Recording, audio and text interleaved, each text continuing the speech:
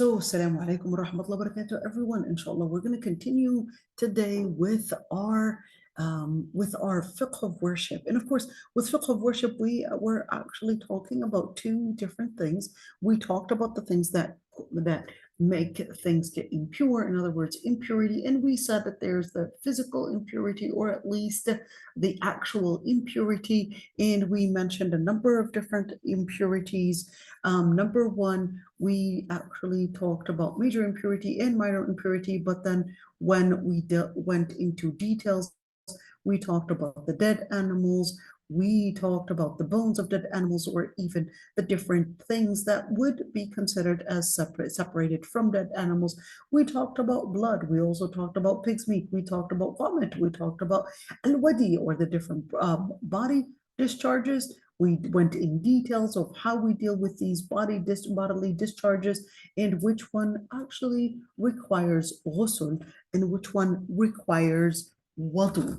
And we said the one that requires ghusl, or complete body wash, is called major impurity, and the one that requires wudu is actually called minor impurity.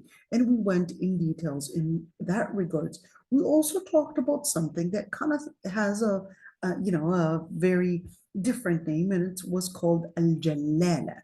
And we talked about al-Jalala, and we said that they were basically the animals that would eat waste or feed on waste.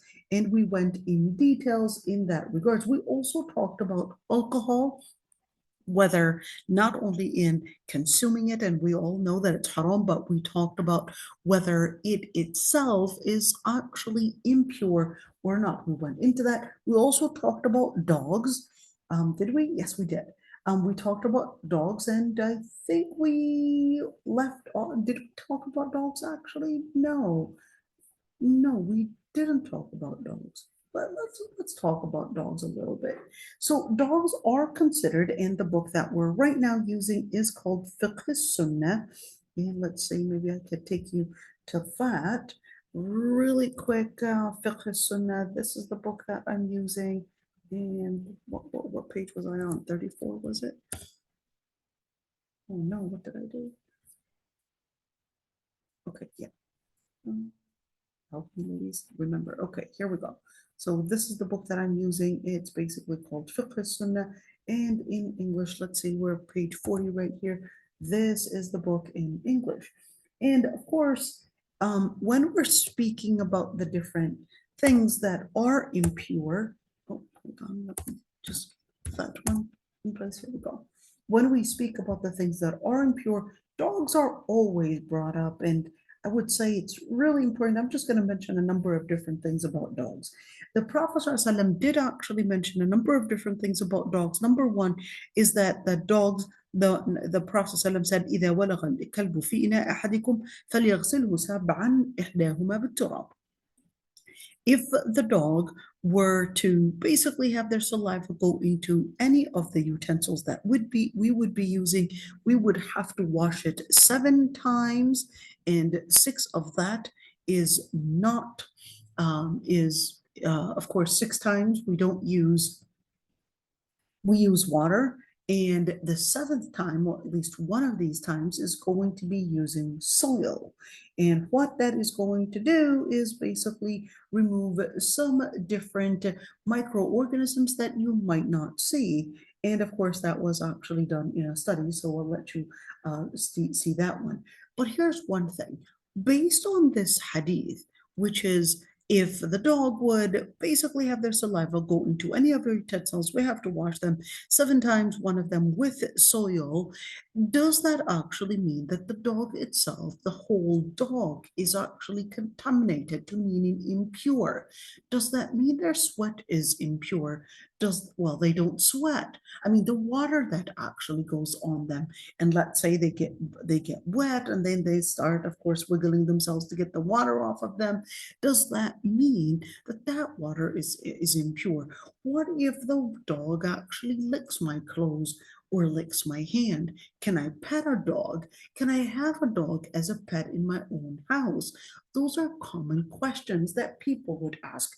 So the Prophet ﷺ actually mentioned in a hadith that whoever would have a dog at their own house would lose good deeds per day. As he mentioned, it was like a mountain of good deeds per day, or 2 mountains of good deeds. That's in order to tell us that dogs are not to be kept as pets. But when we speak about the dog itself, yes, it's not permissible to keep it as a pet, but there is another hadith where the Prophet ﷺ actually said that the malaika would not enter a home that has a kalb or a surah, a dog, or even the word is surah. The word surah can mean sculpture and could also mean picture. But I'm going to focus on the part about the dog, and probably in other classes we'll talk about the sculpture and the picture piece of it. Okay, so for the dogs, you could see that the Prophet ﷺ was actually really clear in this hadith that the malaika would not enter the home if there is a dog in it. A question that rises: my sister has a dog, and I went to visit my sister, but she basically always keeps her dog. Should I not visit my sister? Can I not pray there? Should I not pray there? What do I do? Number one is that when we say that angels don't enter a place that has a dog, this doesn't mean that your prayer would be invalid. Your prayer is still valid, but this would talk about the barakah. The barakah to mean the blessings of it. The malaika that are specialized for a specific bringing a specific blessing would not be there. Well, does that mean my sister will get the chance to basically get away with her deeds being recorded because malaika are not there to look out and watch her deeds? No, certain angels never leave you. Those are the angels that are responsible for recording your deeds. Other angels, they are responsible for coming for example, barakah, coming for dhikr, coming for certain things or certain missions. So the malaika that don't come because of the presence of a dog are basically the malaika of blessings and not the malaika to record the deeds. All right. So therefore, to actually pray, even if your parent or your sister had a dog, you can still pray in their house. The malaika, or at least the blessings, is not the same, but you would still be considered that your prayer is valid. The prayer is valid. Another question: can I pet a dog? So the scholars actually had differences of opinions on whether the dog himself or herself or itself is actually impure, or whether the impurity only lies in the saliva. Now, why did they have such differences of opinions? So they had differences of opinions because the Prophet ﷺ was really specific when he said, إِذَا وَلَغَ, if the dog were to spit or at least have his saliva get into your utensil. So therefore, some scholars, specifically the Maliki, they regarded that the rest of the details in terms of the dog itself, so petting a dog, or even they regarded that even the dog's hair is actually not impure, at least the Malikis. Now, in other words, petting a dog does not invalidate your wudu, and certainly does not require that you would make it or even wash your hands. You want to wash your hands because you're disgusted, that's fine. We're talking about the Islamic limit. other scholars, they regarded that no, that dogs in general are actually impure. Therefore, the scholars that regarded that dogs are impure, they said, even if you were to pet a dog, you have to wash your hands from the impurity, not make wudu. The other scholars, they said, no, if you pet a dog, or even if the dog was to, I guess, splash you with the water that is on him or her, that doesn't mean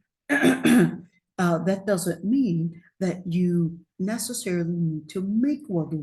It just means that number one, that's the second opinion, actually considers that it's not impure at all, because the impurity is only within the saliva. Second opinion says you don't have to wash at all because it's not impure anyways. The third opinion says, well, no, if the dog itself is wet, for example, or if you're touching the dog, then you would just have to wash the area that touched the dog and not necessarily do it with the 7 rule. It's 7 rules, washing it 6 times and 1 with soil. So this is just a little bit about dogs, because many people would ask the questions about dogs. So you could see here's the hadith right there. Now the other part in terms of purifying the body and the clothes. So in general, if you're talking about purifying different surfaces, if the surface is actually solid surface, it would suffice to just remove that impurity off of it. But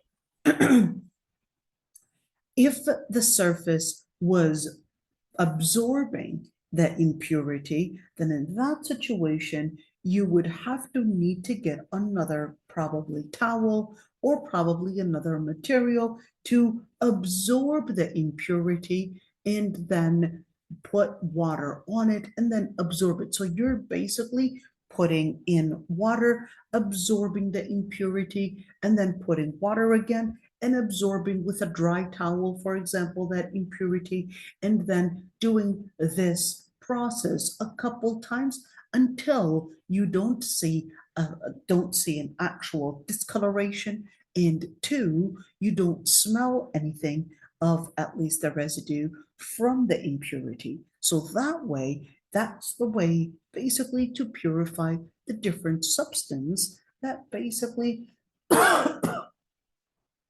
may have some impurity go on them. So here we go. Let's see. What is the evidence? So what if we're talking about a stain? Let's see this part about stain. I know that during our times, alhamdulillah, you've got access to renewing your clothes and all of that. Well, good for you, but that wasn't what was available for them at the time, and certainly not available for everyone. Let's see. This hadith that Asma bint Abi Bakr, I want you to look at this hadith. So Asma bint Abi Bakr, she said, جاءت امرأة إلى النبي صلى الله عليه وسلم فقالت إحدانا يصيب ثوبها من دم الحيض كيف تصنع به؟ فقال تحته ثم تقرصه بالماء ثم تنضحه ثم تصلي فيه. This hadith متفق عليه. What does it mean? A woman came to the Prophet ﷺ and she said, some of us, our garments, we would get stained, or even some of the menstrual bleeding would actually go on their clothes. What is the way and what is the method to cleanse it? So the Prophet ﷺ said, well, she would tahuttuhu. Tahuttuhu would mean that is, if it were dry, if it got dried, basically just remove it, scrape it off, and then basically wash it and squeeze it. So we're talking about washing and squeezing numerous times. And then he said, ثُمَّ تَنْضَحُهُ. تَنْضَحُهُ, in other words, so after squeezing it, then basically kind of giving it like a shake to make sure that all the water that was used to washing that garment is basically gone.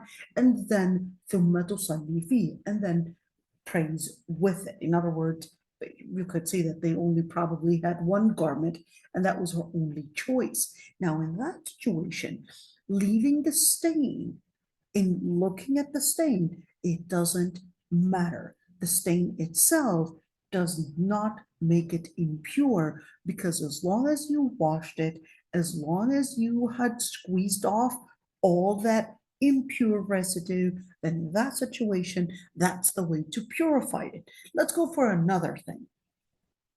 What about the different things in where you're walking down the street and it probably, at least the lower side of your garment, probably picked up some things from the street? Some sisters like to wear very long garments. So what happens to that?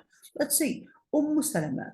Let's see, Salama. A lady came to Salama and she said, I actually make my clothes be very long. It's called the veil, so it's basically kind of like it's really long where it's actually I guess everywhere she would walk and it would pick up some of the dirt from there, and let's see, so she told her the Prophet ﷺ said يُطَهِّرُهُ مَا بَعْدَهُ.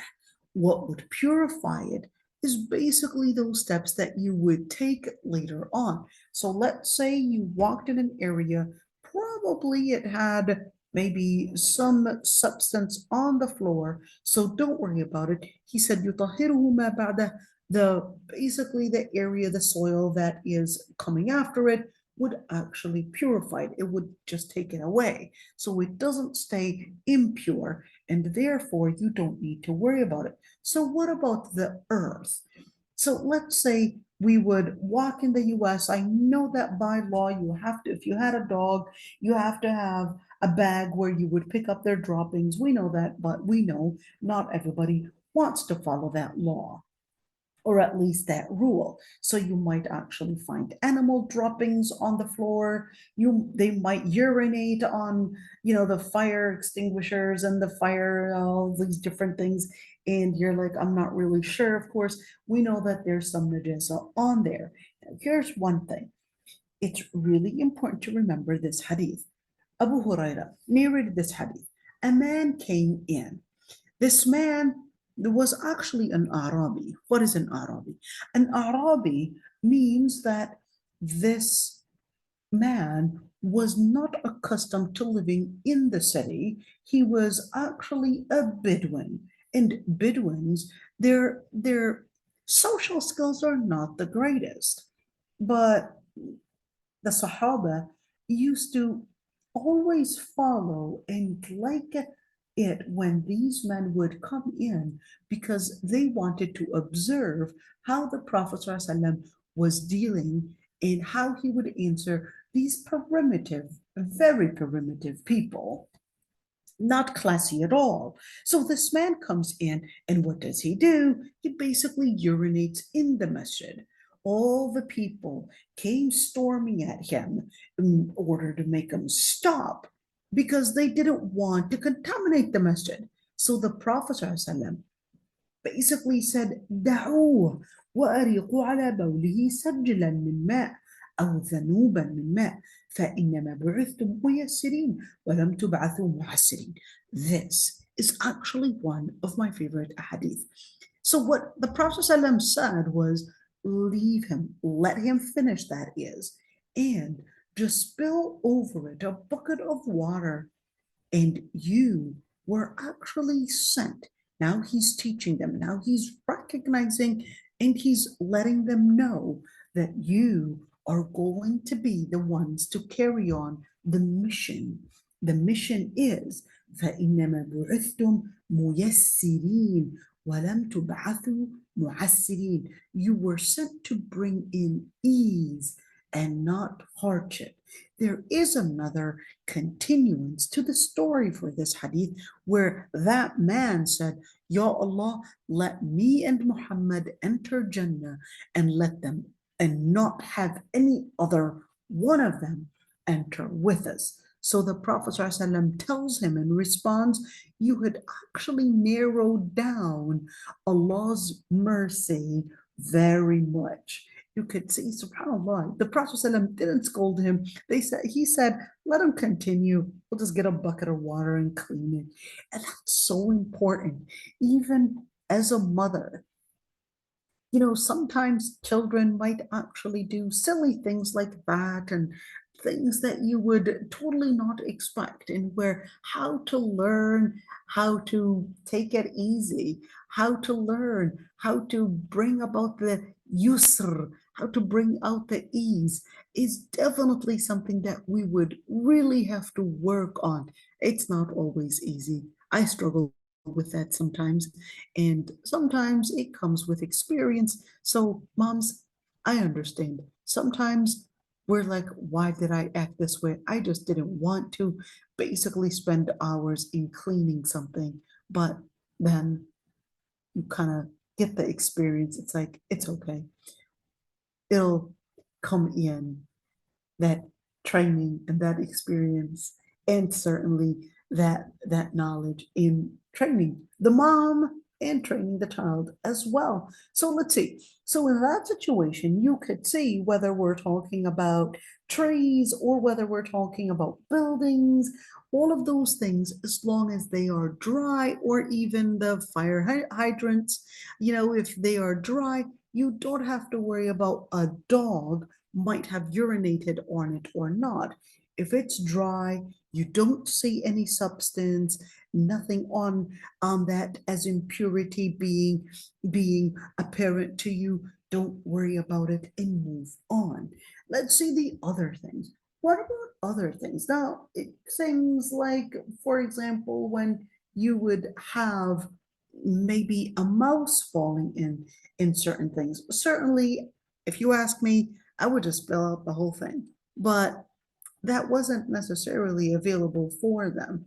If a mouse were to fall probably in their margarine or butter or whatever it is, they couldn't afford to spill the whole thing. So what is the limit? The limit is to remove the area where the mouse had probably fallen in, and the area that was contaminated by the mouse, and use the other stuff, or at least the other substance. Okay, let's see. The Prophet ﷺ actually said, "Alquha wa ma hawlaha fatrahuhu wa kulu saminakum." He said, "Well, take it out." In other words, take out that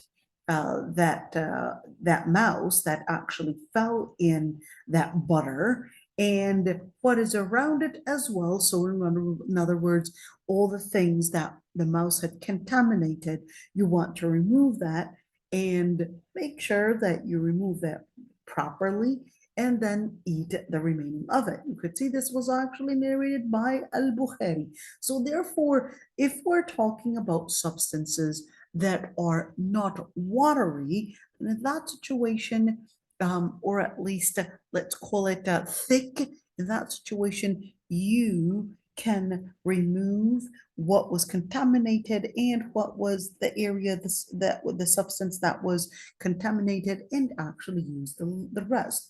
We did also talk about the leather that basically is of dead animals. We went in details about that, so I'm not going to talk about that. And let's go ahead with tathir natil mar'a.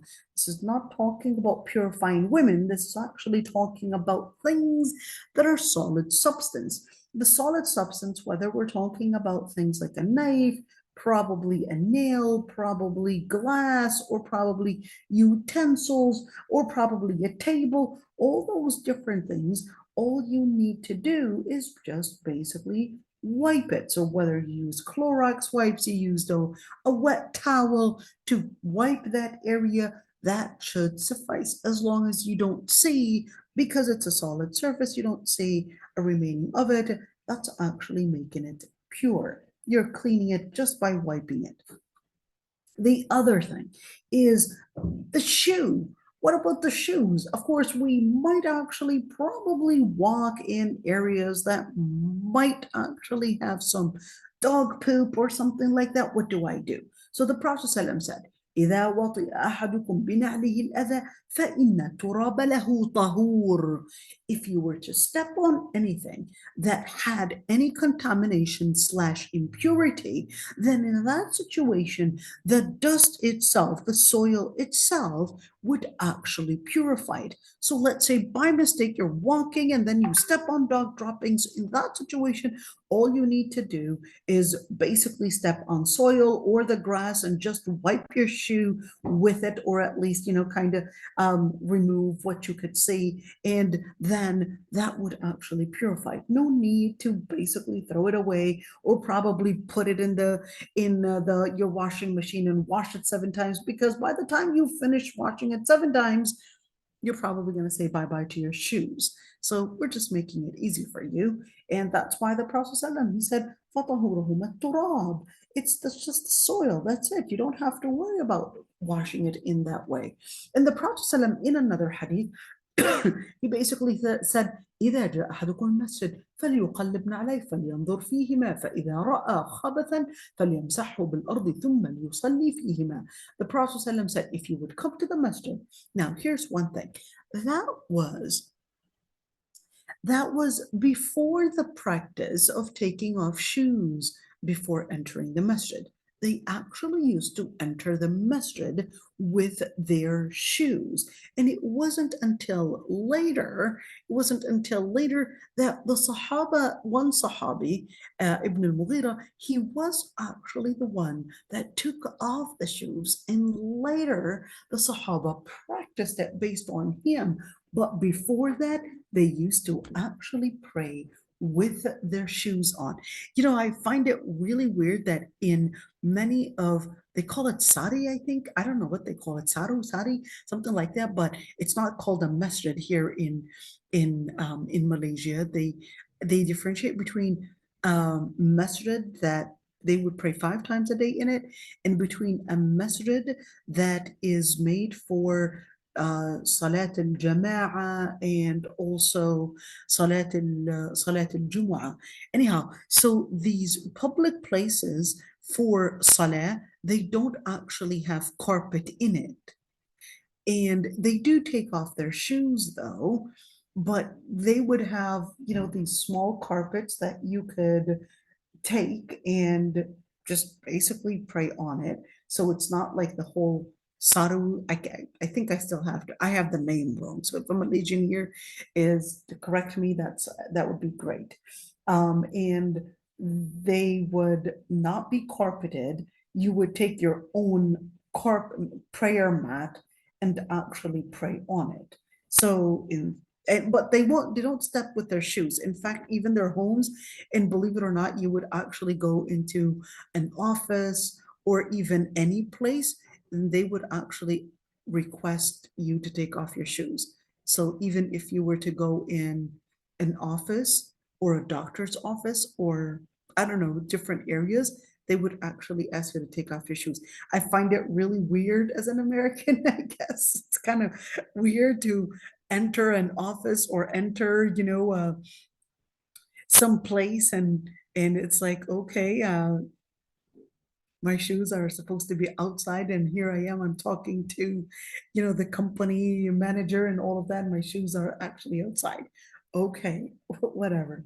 But I think I actually like it, because my kids are starting to take off their shoes outside, way outside, and I'm not required to sweep the floor frequently, and I actually like that. I mean, not sweep, let me mop it. Okay, I don't mop it as frequently, and I like it, and it stays glossy, beautifully beautiful. Okay, let's see. In situations where different things might actually be useful, such as, for example, when we're talking about the laundry lines. In that situation, you might have actually probably hung something that might have not been the most clean, like probably a mat or a mop or something like that. That situation, you don't have to worry about it. So it would be good if you would clean the line, just so that you don't basically get the rest of the clothes contaminated, but it's still not required. all right? In situations where you're not really sure whether this is pure or not, and let's say you get something and you're like, I'm not really sure whether this is pure or not. Should I use it? Should I not use it? Everything is supposed to be pure until proven otherwise. So it's pure until proven otherwise, and therefore you are not supposed to consider that the default is impure, but the default is actually, no, sorry, the default is pure and not the default as being impure. All right, so this is just an idea. So therefore, if you were to walk down the street, for example, and you saw dripping water and you're like, oh my God, that must have been maybe sewage water. Well, not unless you are really smelling sewage water. But other than that, you don't have to worry about it, whether it was sewage or not. It's supposed to be clean water unless proven otherwise. So should I ask them what type of water this is? No, you don't need to ask. You're going to assume that this is pure water, and that's basically it. You don't want to go and get yourself into questioning and all of that paranoia. Don't get yourself into such paranoia. Now let's go in for a number of different things. Now let's see this one. And now we're going to another book. Okay. Did we actually, hold on. I wanted to actually do and comment on some of the things on this book. So let's see. Let me see just really quick. Let me see right there. Okay, yep. Now we're going to go to the other book because the other book actually had more information on some things than this book. So I'm going to actually jump to the other book. What is the other book? Remember page 23. Let's go and put number 1. And this is the book. It's called al-Mulakhas al-Fiqhi, and it's for this author right here. And in English, let's see, this is page 23, so that we would remember. And here we go. And this is basically page 36. Remember this one. And in English, the English portion of it is this book. Okay. What did we say? We said 36? Yes. Here we go. Yeah, let's do it again. I'm going to give you the chance to see the book. This is the other book. Okay, now let's do it again. And we're going to get to page 36. Here we go. So the question is, if somebody is pure, or of course, if they're pure, they can do certain things, but there are certain things, if a person is impure, they cannot do. Now, remember, there's a difference between major impurity and minor impurity. Minor impurity requires wudu. Major impurity requires ghusl. Major impurity, we went in some details. We said such as being in a state of janaba. Major impurity, such as after, of course, finishing the period or postpartum. Scholars had differences of opinions on a person when they become Muslim, whether they have to make ghusl or not. All right? Minor impurity, passing gas, sleeping, urinating, of course, defecating, all of those, or going into a coma, all of those would require wudu and not ghusl. Now, why and what are the things that a person that is on a major impurity or a minor impurity they can or cannot do? Let's look at some of these things. Number one, number one is touching the Quran. Now, here's one thing. I did actually have in one of the lectures, I went in details and not yesterday's lecture, not the one before it. I think the one before it in tafsir class, I went in details about women during their period, whether they can touch the Quran or not, and whether they can read the Quran or not. So I'm not going to go in details with that, but I'll make the story short. So here he said, and therefore it is not permissible for a person with a major or a minor impurity to touch the Quran without any, let's call it that ha'il. Ha'il actually means without having something, basically you are in direct contact with it. Now, one thing is that in this book, basically put in the Hanbali fatwa, but that's not necessarily the only fatwa. Scholars, listen to this. I'll make the story short because we did go in details about this matter. Scholars had differences of opinions on whether, one, reading the Quran for a person with a major impurity, including janaba, including period, on whether, one, they can read the Quran, two, whether they can hold the Quran. In other words, touch it without even having some kind of a barrier. The differences of opinions are, one, the first opinion, Ibn Hazm, he said that even if a person is in a state of janaba, they can read the Quran and even hold the Quran. The evidence, he said, well, the ahadith that prevent from holding and reading the Quran are actually not authentic. And we talked about the authenticity of those hadith in that class. So please go back to it. Number two, he said the ayah, لا يمسه إلا المطهرون, the pronoun ha, in where it says none shall touch it but those that are in complete purity. In other words, the purified ones, he said none shall touch it. The pronoun it is referring to not the Quran, but al-Lawh al-Mahfuz, which is the tablet that Allah subhanahu wa ta'ala had kept in the world of the unseen. The tablet contained the future, contained all the different things that Allah subhanahu wa ta'ala had decreed. And therefore, he was saying that what was referring to al-Mutahharun were really the angels. Opinion number two. Evidence number three for Ibn Hazm. He said that the Prophet ﷺ, is Sayyidah Aysha said, he would read the Quran in or at all times, of course, except when he's in the bathroom. But when you would see the second opinions, you would see a little variant opinion, very different. The second opinion went in total opposite with Ibn Hazm, and they actually said, it is not permissible, absolutely not permissible for someone in a state of a major impurity to touch the Quran or even read the Quran. That opinion was actually embraced by majority of the scholars.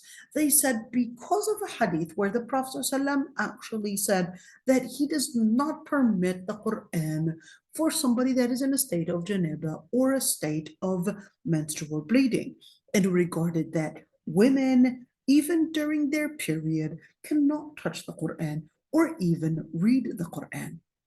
Opinion number three considered that the person in a state of janaba cannot read the Quran and cannot touch the Quran, but a woman during her period can touch the Quran. Now they go into differences of opinions. Let's look at A and B.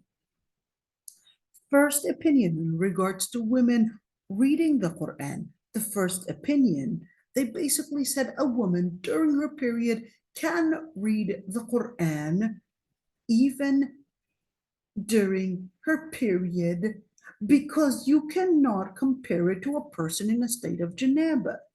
Why not? They said, well, a person in a state of janaba is basically limited in the amount of time that we're preventing them from reading the Quran. Why? They said, well, it's only like an hour or two, and then they'll take a shower and they should be fine. But if we're going to have a woman for 10 days not read the Quran, and 10 days not make salah, and 10 days if her period was for 10 days, what would that be like? you're taking away all of her Islam in that situation. Opinion number B, or let's call it B, in terms of the scholars that said women during their menstruation cannot read the Quran. They said, well, if she's a student of ilm and or she's a teacher, she's going to need to make sure to actually have the access to the Quran. Opinion number C, they basically said, well, she can use something like a glove, something like a pencil, and that way, that's keeping the honor of the Quran. Opinion number 4. They basically said for women that have their periods, there's no evidence. All the hadith are actually weak, and therefore the women can read the Quran and hold the Quran and actually deal with the Quran like any other Muslim. Because if you were to prevent the women from reading the Quran, you're preventing them from dhikr. If you're preventing them from dhikr, are you going to say that, for example, إذا Ayah says that Allah Akbar, so is Allahu Akbar also something that their women during their period not supposed to be doing? And what about the other portions that are like Bismillah ar-Rahman ar-Rahim? Should she not say Bismillah ar-Rahman ar-Rahim? Should she not say Astaghfirullah? Should she not say all that dhikr? Well, certainly they're actually part of ayat. So here, those scholars that basically said, no, women can read the Quran and hold the Quran and actually read it exactly like anyone else. This was their evidence, where those hadith are not authentic. And when they said those hadith are not authentic, okay, it's not, yeah, let's just not say they're authentic and that's it. No, they don't play games. They will actually go to the different narrators and actually go in details. And we did talk about that in that other class.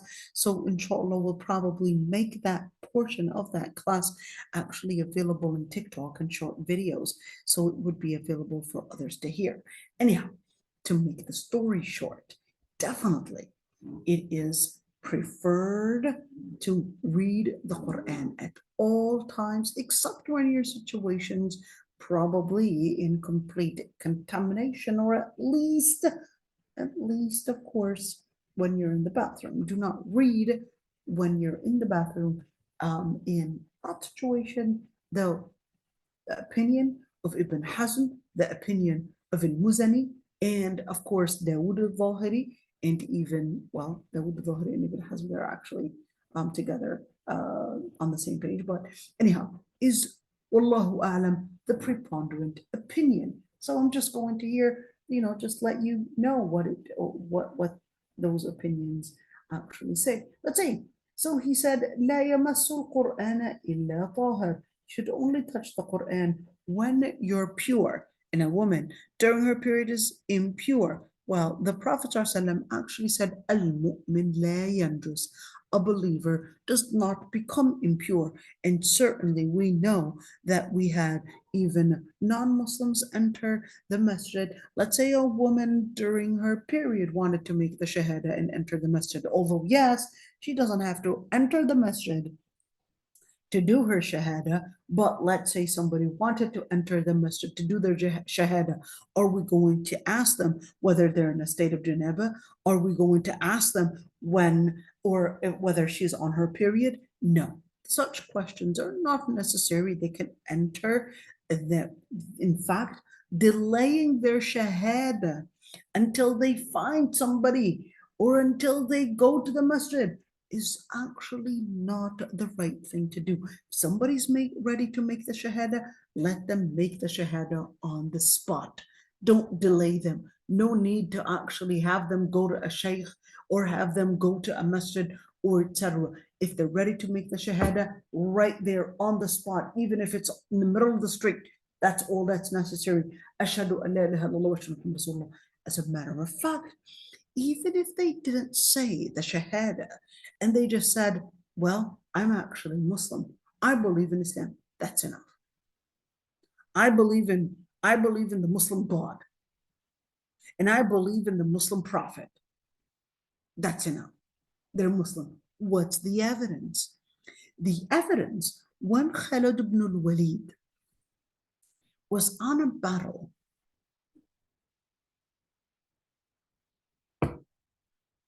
now those that were the enemies, or at least those were the ones to actually fight, they got so scared and they just said sabatna, sabatna.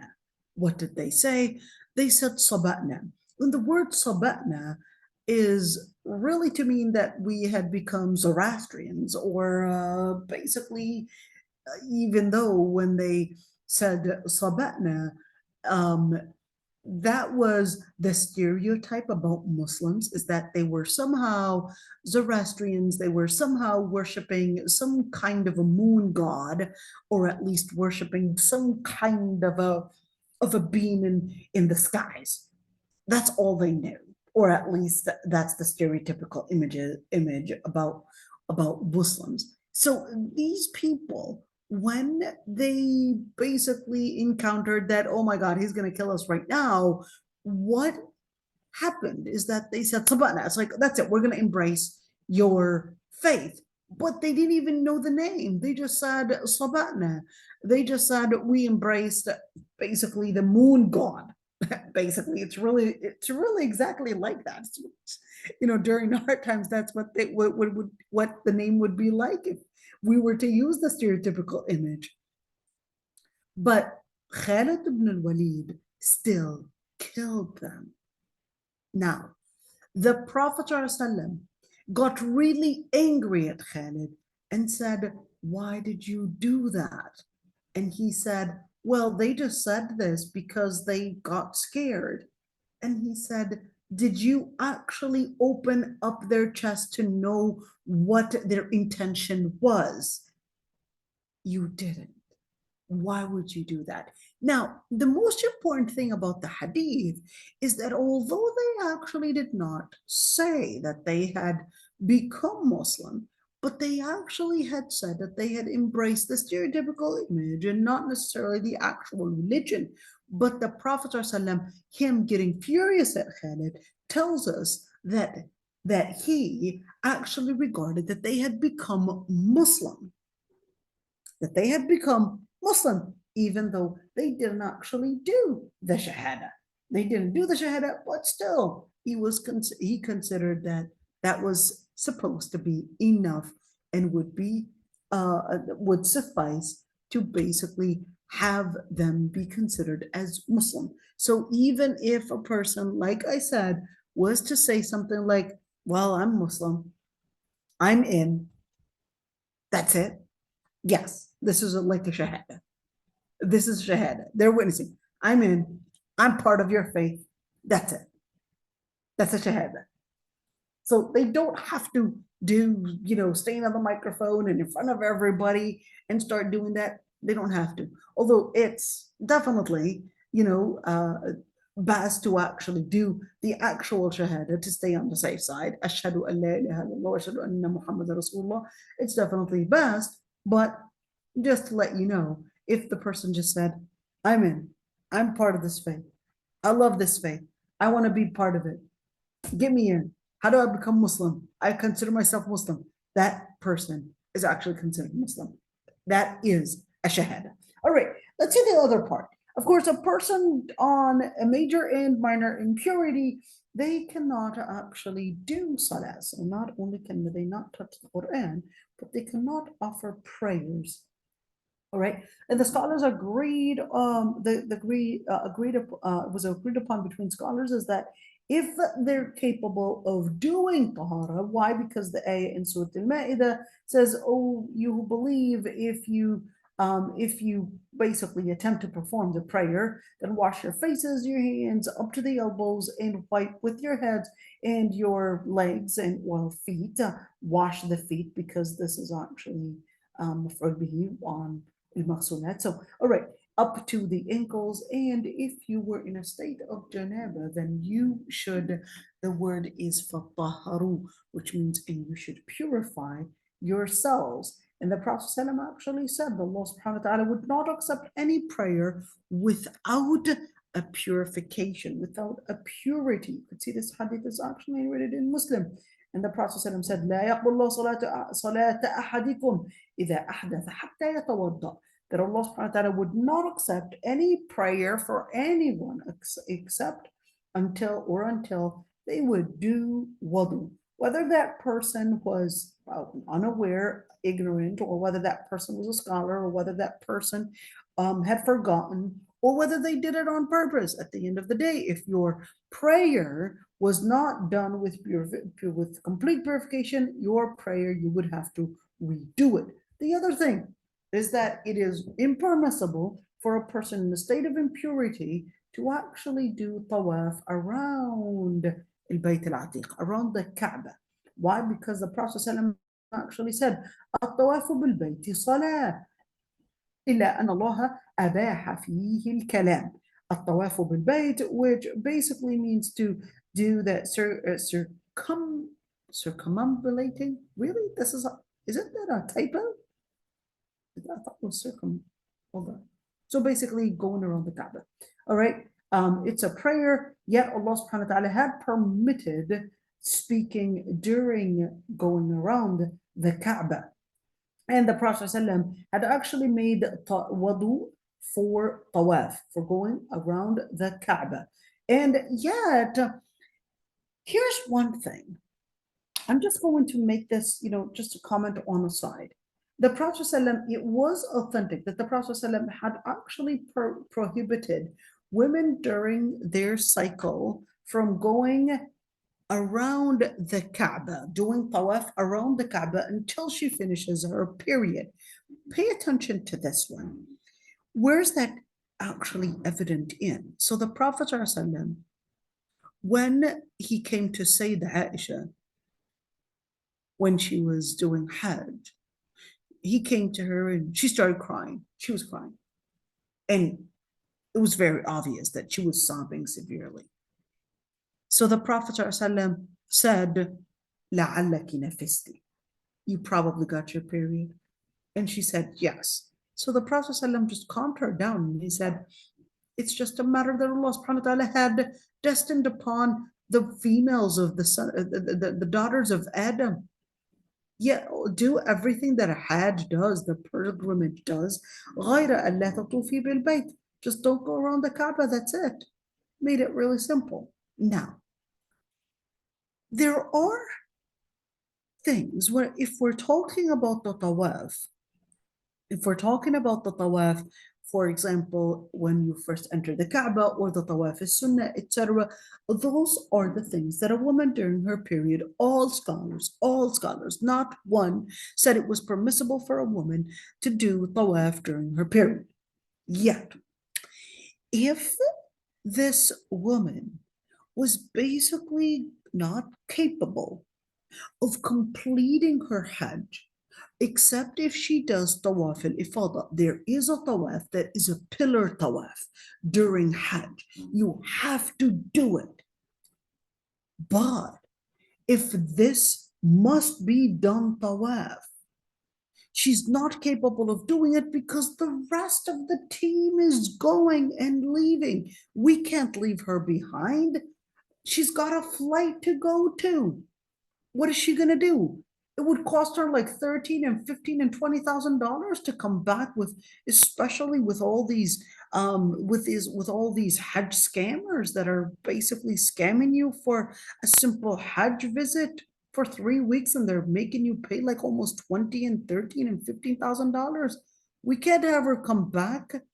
So Ibn Taymiyyah was one of those scholars that said, well, because this is not something that she can leave, that pillar tawaf. It's one of those tawafs, not every single tawaf. It's one of those tawafs. Ibn Taymiyyah was one of those scholars that said, well, this is a major pillar. If she were to actually not do it, it would actually be meaning that her Hajj is incomplete. If her Hajj is incomplete, that means she stays in a state of ihram all the rest of her life until she comes back. And that's definitely not possible for everyone to do. Imagine a travel and imagine the cost and imagine all of that. Well, I mean, if she were to be around the Kaaba or around Mecca and she had, well, it's okay, I'll just do it on Monday or what Tuesday or whatever it is, all right? And she knows that her period would be finished by then. Well, good for her. But that's not something that's applicable and available for everyone. So Ibn Taymiyyah was one of those scholars that regarded that for the pillar tawaf, that she could just simply just make sure that she would have something to prevent her bleeding from contaminating the place. I mean, right now it's really easy.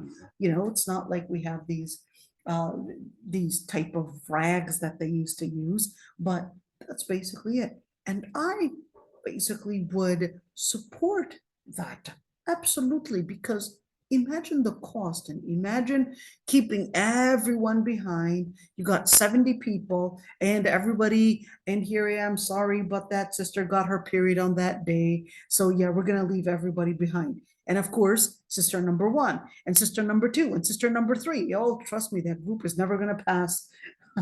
Is never going to get to their bus. All right. So this opinion, see your local alim for more details. All right. Let's see. The other thing is, of course, let's see, what did we do? Yeah. Okay. We finished that one. All right. The other things that when we're talking about major impurity, let's see, major impurity. Number 1, reading the Quran. So Ali ibn Abi Talib, let's see this hadith. لا يحجبه يا النبي صلى الله عليه وسلم عن القرآن شيء ليس الجنابة. يقرأنا القرآن ما لم يكن جنوبا. So these hadith, let's see this hadith right there. You can see nearby Ahmad, Abu Dawud, Tirmidhi, Nasa'i, Ibn Majah. But I still have to check right there to actually see the level of authenticity. Okay, so here's this quote. Ali ibn Abi Talib said, nothing would be a barrier from the Prophet ﷺ and reading Quran except janaba. And we said janaba was basically the post, let's call it that way, post-sexual, the climax of a sexual desire and before taking a shower. All right, so, and then we went in details about reading Quran. All right, and let's see. So what about reading and saying words that are part of the Quran, like Bismillah ar-Rahman ar-Rahim, like Alhamdulillah, all right? And the Nabi sallallahu alayhi wa sallam, كان يذكر الله على كل أحيانه. So here we go. She said, Sayyidah Aysha said that the Prophet ﷺ would do the remembrance of Allah subhanahu wa ta'ala at all times and in all positions, which basically would tell you, let's say this hadith is actually narrated by a Muslim.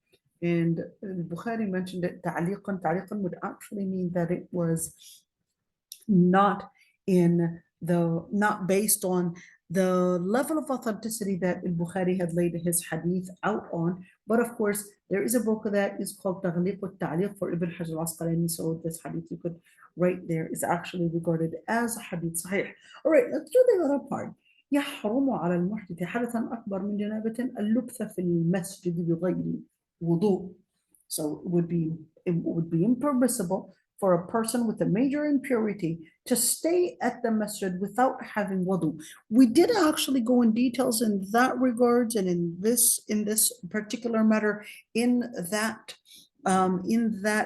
tafsir class. So please go back to it, because there are differences of opinions on whether, because the ayah actually says illa abiri sabil, only if you are passing by, then scholars had differences of opinions. Can the person actually make wudu and enter the masjid? Can the person, what does it mean to stay in the masjid? How long can they stay? Can they listen to a dars, etc.? Can they just grab something and just leave?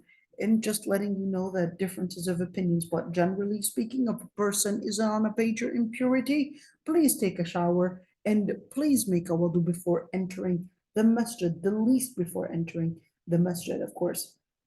All right. Some scholars actually said if the person makes wudu, if they're in a state of janaba and makes wudu, that they could actually stay in the masjid because, let's see, this Ata is basically Ata ibn Abi Rabah. He said, رأيت رجالا من أصحاب رسول الله صلى الله عليه وسلم يجلسون في المسجد وهم مجربون إذا توضأوا وضوء الصلاة. Basically said, I used to see a number of different Sahaba, the Prophet's companions would be sitting in the masjid when they were in a state of janaba if they were to make the wudu for their salah, as if they were to make wudu for salah. So how would that even make a difference? Make a difference basically reducing the contamination of janaba right there. And of course, you could see this ayah was also emphasizing and confirming, which basically is telling us إِلَّا عَابِرِ سَبِيلٍ, only if they're passing by in the masjid. Now this hadith right there, لَا أُحِلُّ الْمَسْجِدَ لِحَائِضٍ وَلَا جُنُبٍ, is basically disputed among scholars on whether it is authentic or not. Well, what does it mean? I do not permit this masjid for a woman, a menstruating woman, or a man in a state of janaba. So now you could see, and of course, the Prophet ﷺ said, وَلَا تَزِلْ حَيَّضُ الْمُصَلَّى, and women that are in a state of when they have their period, they said stay away from the musalla. This would be for Salat al-Eid. And some scholars, they said, well, this is not because they're contaminated by all means, but this is to give the chance for other women that are praying to have the chance to join in Salah, not that they are impure, because a woman, even during her period, is not impure. What's the evidence? The evidence is that the Prophet ﷺ, السيدة عائشة said about him, كنت أتعرق العرق وأنا حائض, and he would put his lips on the same spot that I had put my lips on when she was munching on that meat. So she would munch on some meat, and then the Prophet ﷺ would take it. And of course, you know, when you've got still some remains of meat on probably a bone or something like that, she would munch on it. And then the Prophet ﷺ would munch exactly where she would put her lips on. All right, so here the Prophet ﷺ would not be disgusted of his Sayyidah Aysha, but would actually eat from the same food. And she said, and I even had my period at that time, and I would have my period, but he would still eat after me. He would still basically eat with me, basically touch me, and it wasn't. And in fact, to Sayyidah Aysha, one time, the Prophet ﷺ said, Nawlini al-khumra, not al-khamra, al-khumra. Al-khumra is basically the prayer mat. And she said, well, I've got my period. So the Prophet ﷺ responded, your menstruation is not in your hands. In other words, it's the other, the contamination is basically the bleeding itself, not you at whole. You are not contaminated. You yourself are pure. Why? Because يسألونك عن المحيض قل هو أذى. They ask you about the cycle, they ask you about the period, and respond to them that is contamination. That is referring to, of course, the actual bleeding. That's contaminated. That's what's impure, not the woman herself. And therefore, she could actually deal with you could actually deal with the woman, even if she were to have her period, and certainly she's not contaminated. Let's see the etiquettes of adab qada al-haja. So what is al-khala? Al-khala. Al-khala is basically the area that is designated for the purpose of going to the call of nature, basically for using the bathroom. So that situation, there are certain adabs that we're supposed to be doing. Number one, when you enter, Bismillah, you enter with your left foot and you would say, Bismillah, I seek refuge in Allah subhanahu wa ta'ala from al-khubthi wal-khaba'ith. Let's see how they actually translated al-khubthi wal-khaba'ith. I seek refuge with Allah from all offensive and wicked things, evil deeds, and evil spirits. Not sure I would translate it that way. Let me explain this and break it down. Offensive? No. All right. Let's see how you would translate it. أعوذ بالله. I seek refuge in Allah subhanahu wa ta'ala from al-khubth. Al-khubth is contaminants.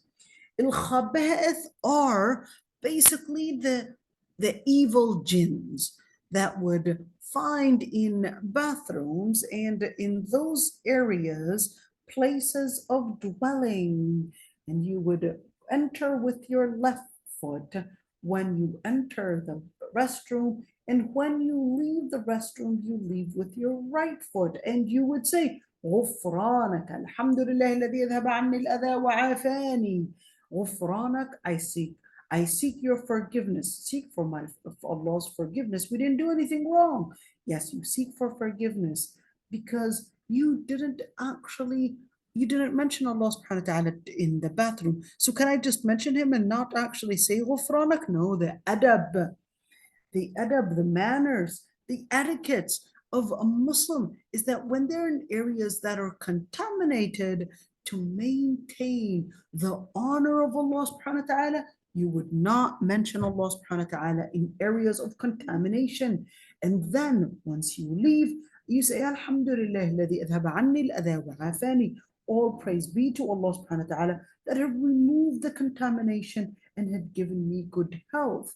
And let's see, the other thing is that, of course, you want to make sure that when you are for the call of nature, and of course, if you are outdoor, you're away from the eyes of people. So I don't like the American stalls, and they would have those little stalls, and where in between those stalls you could actually see things.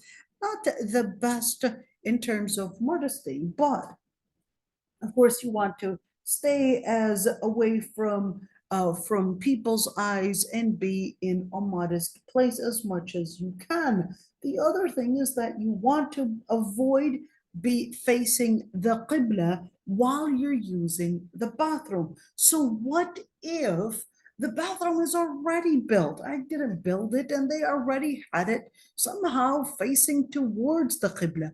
Scholars had differences of opinions on whether, when we're talking about facing the qibla and let's call it the call of nature usage, whether this would be if we are in open spaces.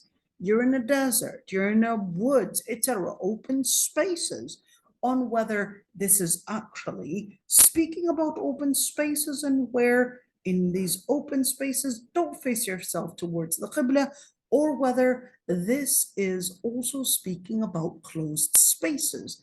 So if you're actually in the bathroom where the bathroom it's facing out facing towards the qibla, you don't have to use the bathroom the other way around, because you're definitely going to get yourself probably in a situation of impurity, and it's definitely not going to be an easy task to do. So in that situation, you can take that opinion of actually indoors is not here, is not included in where you have to face the qibla. And of course, the other thing is that you want to avoid touching your private part with your right hand.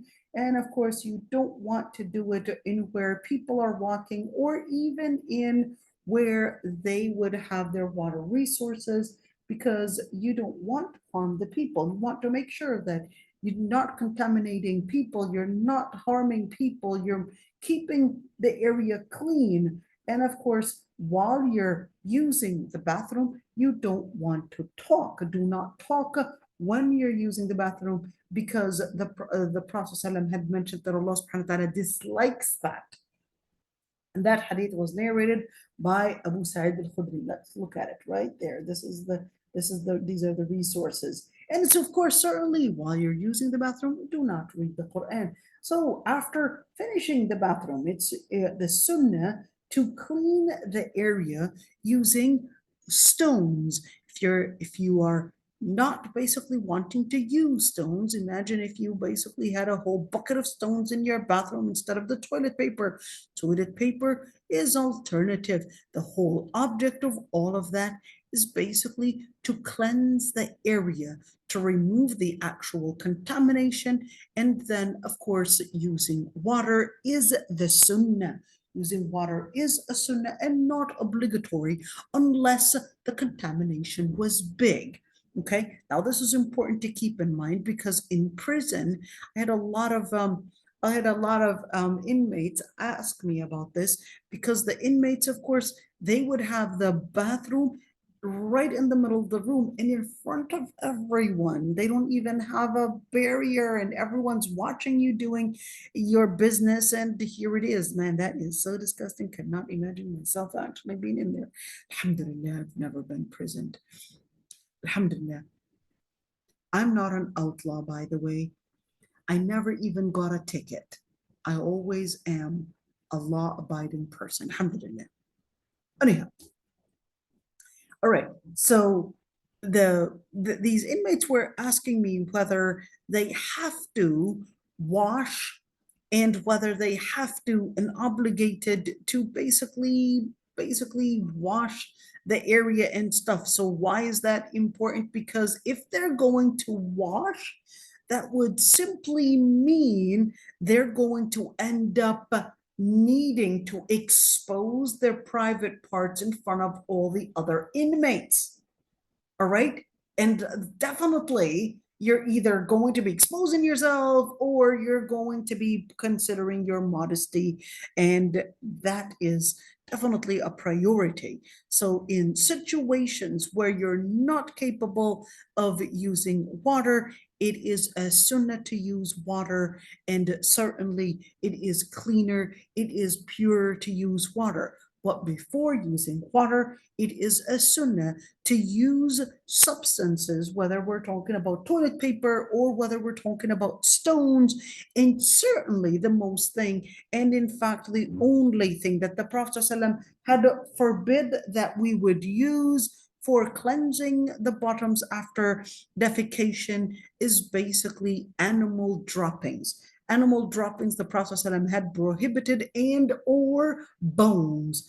Animal droppings and animal bones are not were not permitted to use as toilet paper. Okay, because the Prophet ﷺ actually said that number one, animal droppings, they're basically impure. Number two, the bones are basically the jinn's food. So if you were to use both, which is basically toilet paper or even stones to basically remove the contamination first, and then use water and then dry it, is basically the purest and the cleanest way. All right, so the only thing that you don't want to use, it's called al-idham wa raji' al-dawab. Al-idham is basically the bones and also the animal droppings. All right, and some scholars actually mentioned that when, of course, when we're speaking about making wudu or istinja, istinja would be if you were to contaminate the area. So what does that mean? If you had a discharge, whether we're talking about number one or number two, that's what would require istinja. But if you didn't and you just passed gas, you don't have to do istinja because it's just the wind. You don't have to do istinja, but you do have to do the wudu, the rest of the wudu. Okay, so here we go. Let's continue. والسنة إنه we said والسنة أن يستنجي قبل الوضوء ليخرج من الخلاف ويأمن انتقاض طهره. Imam al-Nawawi states that is an act of sunnah to perform istinja before wudu so as to avoid any controversy, well, not suspicion per se, and to ensure the validity of one's ablution. Ablution is basically wudu. All right. So the other piece is basically teaching, especially boys. I think it's easier for girls than actually boys, which is, let's say, Abu Hurairah had actually mentioned, استنزهوا من البول فإن عامة عذاب القبر منه. stay away or purify yourselves from urine, for most of the punishment in the graves are from it.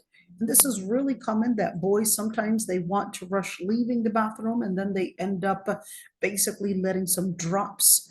They want to rush, and of course, because they want to rush, they'll basically have some drops remaining within their penis, and then they end up basically contaminating their clothes, their garments, and certainly it becomes something that they probably wanted to rush, and then it basically keeps them in the state of impurity. So the Prophet ﷺ basically is teaching them just wait, give it some time until all the urine had passed through the organ in order to make sure that there's no remaining that is probably going to end up dripping in your garments. That's more in boys than girls. So for girls, they when it comes to that area, it's basically more complex, but it basically doesn't leave any urine in within the inside like boys do. Okay, so let's say the Prophet ﷺ actually said in this hadith, why is it important to actually have that water, right?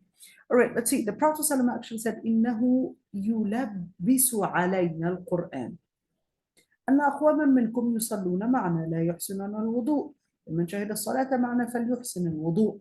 The Prophet ﷺ said while he was reading Surah Al-Rum in Salat al-Fajr, he said, we're actually, how did they, the Quran becomes dubious to us? Not quite. That's not what it means. So, يُلَبَّسُ عَلَيْنَا الْقُرْآنِ, in where the Quran, it's basically not too clear for the Prophet ﷺ right there to read. It was kind of like, dubious is not accurate, but there is a better word for it, because when you yulabbas, it's basically getting into the area of like murkiness or something like that, and that some of you are actually praying with us and they don't know how to do wudu. Whoever would join salah with us, then perfect your wudu. What does that mean? When you're salat al-jama'ah and people don't have proper wudu, you're going to end up actually seeing that it's going to affect even the imam. If their salah is affected by the wudu, what about people's sins? Well, that would be scary to think about. Okay, let's continue.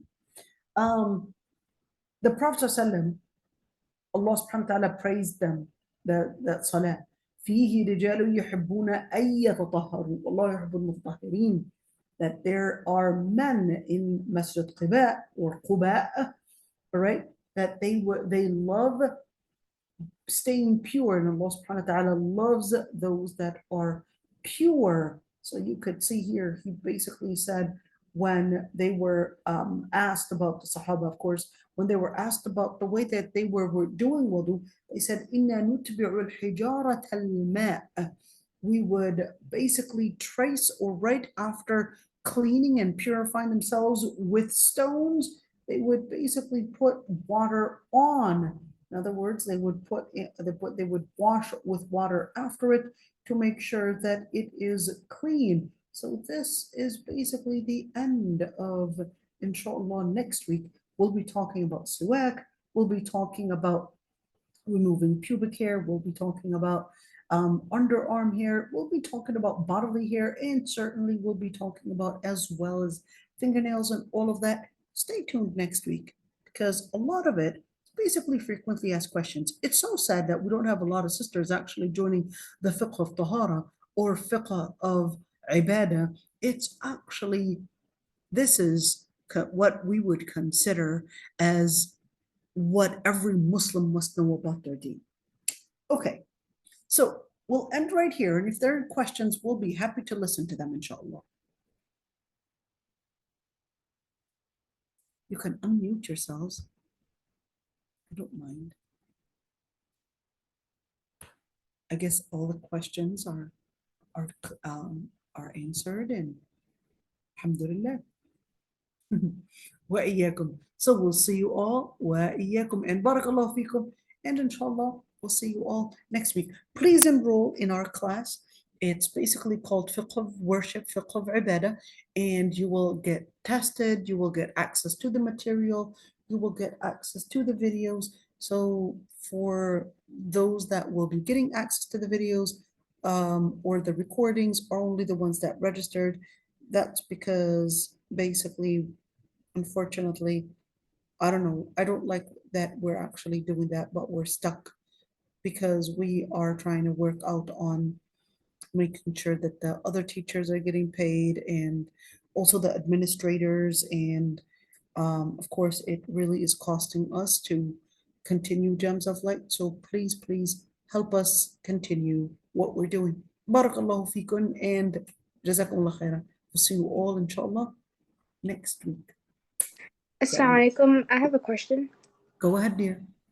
You mentioned tawaf being impermissible for women on their periods. I was wondering, does this apply as well for Hajj? Because, you know, Hajj is like super big and you won't know when you get your period for that.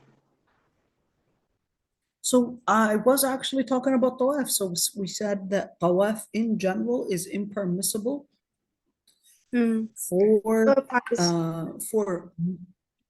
what? so it applies for Umrah and Hajj and just in general? Yeah, of course, applies for Hajj and Umrah. So even for Umrah, she would only do what is considered as tawaf, the tawaf that is a rukun, the pillar tawaf, according to Ibn Taymiyyah, and not the other scholars. The other scholars, they considered that no, she has to wait. Okay. She has to wait to actually do tawaf. Okay. Thank you very much. So can she actually use pills? She doesn't have to use pills. I mean, she doesn't have to use pills because to disrupt and use pills, to obligate using pills is problematic. Would I recommend using those pills, contraceptive pills to prevent her from getting her period? I would definitely recommend that. Definitely, absolutely recommend that, but it's not obligatory. So if some women would like, well, thank you for your recommendation, but it's actually I've tried it before and it hurt my breasts and it hurt my body and I started breaking and all of that. I mean, at the end of the day, it's not a must. You can let your body. The sunnah is to let your body go through its own flow. But I would really recommend using those pills. So because I mean, you're paying a lot of money. You're really wanting to get the best of it. So I would really recommend using the contamination, well, not contraceptives, sorry, the contraceptives. That way you'll get the best of it. But if you don't want to, that's also fine.